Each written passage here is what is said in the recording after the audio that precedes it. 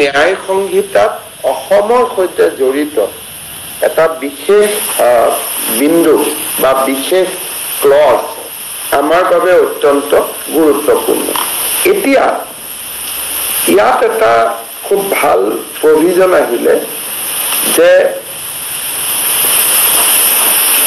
child marriage কোনোবাই যেতিয়া কৰে সবচে ডাঙৰ কথা যে উইথ কনসেন্ট 18 বছৰৰ তলৰ ছোৱালীৰ লগত সেক্সুৱেল ইন্টাৰকোৰ্স কোনেও কৰিব নোৱাৰে the minimum age for sexual intercourse for with consent for married women has been raised from 15 years to 18 years তাৰমানে এতিয়া 18 বছৰৰ তলৰ ছোৱালীক যদি কোনোবাই বিয়া কৰায় আৰু যদি তাত সন্তান থাকে তেতিয়ালে সেক্সুৱেল ইন্টাৰকোৰ্স ইজ প্ৰুভ যে 18 বছৰ আপুনি 16ত বিয়া কৰালে 12 বছৰত বিয়া কৰালে 18 বছৰ আগতে আপোনাৰ সন্তান হ'ল তাৰ মানে 18 বছৰৰ আগতে আপুনি আপোনাৰ পত্নী হলেও আপুনি সেক্সুৱেল ইন্টাৰকোৰ্স কৰিব নোৱাৰে আৰু যেহেতু সেক্সুৱেল ইন্টাৰকোৰ্স কৰিছে this has become a new category of offense under Bharatiya Nyay Sanghita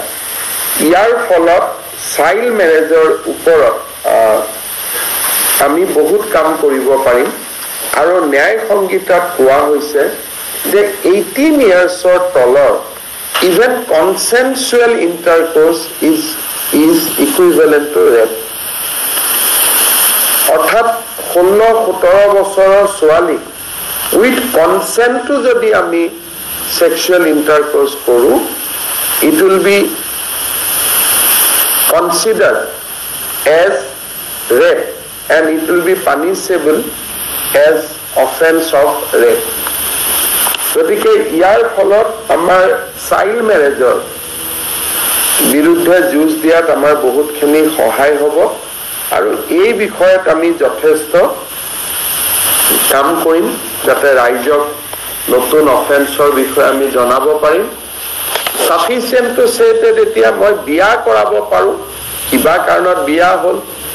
ঘটনা চক্ৰ কিন্তু মই ইন্টাৰকোৰ্স কৰিব নোৱাৰো